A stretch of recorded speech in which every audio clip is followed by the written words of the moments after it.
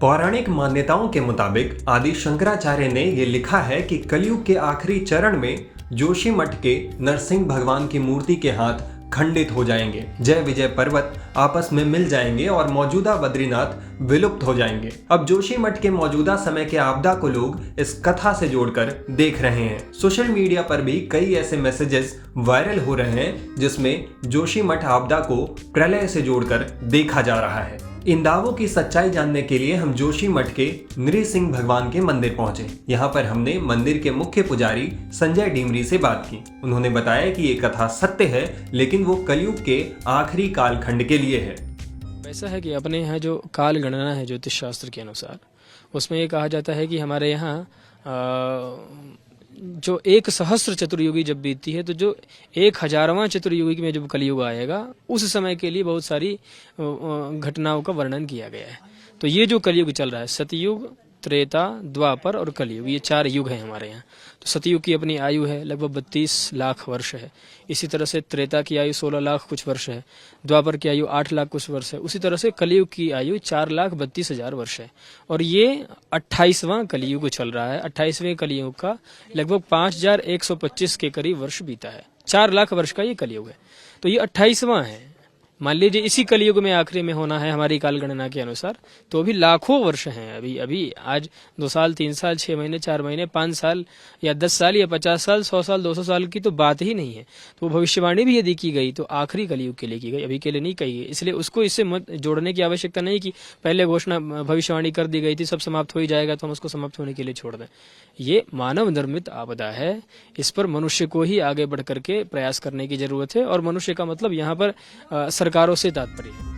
वहीं आदि गुरु शंकराचार्य ने जिस ज्योतिर्मठ को स्थापित किया है, उसके मुकुंदानंद ब्रह्मचारी ने बताया है कि कलयुग की आयु लगभग 4.5 साल है, जिसमें से अभी करीब 5000 साल ही बीते हैं। शास्त्रों में उल्लेख आता है कि जैसे कि इनके बाएं हाथ की कलाई अभी बिल्कुल बाल के बराबर पतली है। शास्त्रों में उल्लेख है कि जिस दिन ये हाथ खंडित हो जाएगा, बद्रीनाथ जी अपना स्थान छोड़ करके यहाँ से 22 किलोमीटर पे भविष्य बद्री नाम का स्थान है, वहाँ पे बद्री विशाल जी की प्रतिमा निकल रही है, फिर वहाँ पे दर्शन देंगे, ऐसी धारणा है। और वैसे जो ये अफवाह चल रही है ये सही नहीं है। इसका तो कोई अभी प्रमाण है ही नहीं कि कब भगवान का हाथ छीन हो सकता है। सिर्फ ये प्रमाण है कि भगवान का जो जिस दिन हाथ खंडित होगा तभी ये प्रलय हो सकता है। और ये इसकी वजह से नहीं है कि भगवान का ये वो चल रहा है तो ये आपदा आ रही है। वैसे जो अभी आपका यहाँ पे टनल बन रहे हैं और जो सिविल लाइन की व्यवस्थाएं हैं, ये सब ओपन है और इसी कारण ये दशाओं का भी मुख्य कारण बन रहा है। पुजारी जी, हम देख रहे हैं यहाँ पर पर्वत हैं, नीचे ही जो है बद्रीनाथ का रास्ता जो है मौजूदा जाता है। क्या कहानी है कि जब मूर्ति का हाथ खंडित होगा तो ये जो पर्वत हैं ये आपस में चिपक जाएंगे, ऐसा कुछ होगा? जी हाँ, ये इसका बताते हैं कि जो आप पर्वत देख रहे हैं, हाथी पर्वत, ये इसको नरनारायणी बोलते हैं, जय विजय और पटमिला। पटमिला का शब्द पटमिला मतलब चिपक जाना। जैसे ही भगवान का हाथ पतला हो रहा है और ये आपस में ये पर्वत मिलते जा रहे हैं, तो जिस दिन ये हाथ खंडित होकर ये पर्वत आपस में मिल जाएंगे तो बद्रीनाथ जी वहां से यहाँ भविष्य बद्री में दर्शन देंगे। वहां पे तो काफी बड़ी प्रतिमा निकल गई है।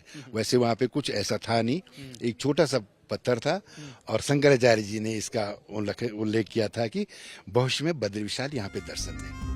ऐसे में माना जा रहा है कि सोशल मीडिया पर जोशीमठ को लेकर किए जा रहे दावों में कोई सच्चाई नहीं है। टाइम्स नाउ भारत डिजिटल की रिपोर्ट।